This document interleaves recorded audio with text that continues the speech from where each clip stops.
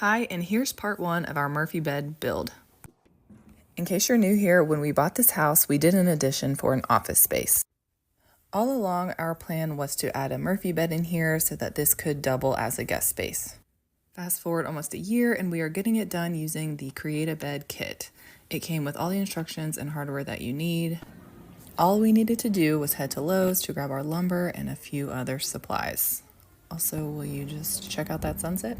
Okay, little side note, moving on. The instructions are step-by-step and super helpful. The Create a Bed website also has video tutorials for how to build a bed, as well as a dedicated technical support team that you can call if you have any questions. We found the instructions and videos to be plenty of help for us.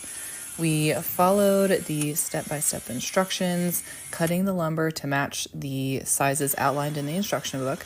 It tells you exactly how to build the bed frame, the headboard, the cabinet box, everything, and put them together. We got the vertical orientation queen bed, and it works perfectly for our office space. So next up, we will be doing built-in surrounds with cabinets and shelves, adding trim work to make the bed look like matching cabinetry, and then painting it all a fresh color. Check the caption below for a Create a Bed discount code, and stay tuned for part 2. Welcome back to part 2 of our Murphy bed build. Today we are tackling the built-in surrounds. We bought pre-assembled cabinets from Lowe's, and so the first step was to build frames to attach the cabinets to the wall.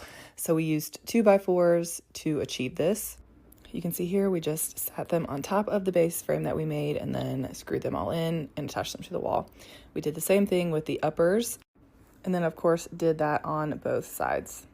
We made the countertops out of plywood and then also cut a hole in there to be able to have the electrical outlet that is in the wall. Our tiny little project managers like to check in every once in a while. Next was building the frames for the bookshelves, which we used the plywood for again.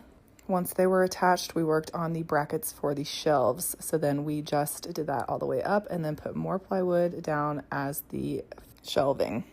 So here is a quick look at where we were at this point in the process. Next was adding trims. We did that on the sides of the bookshelf, along the top, and then also at the front of the shelves themselves.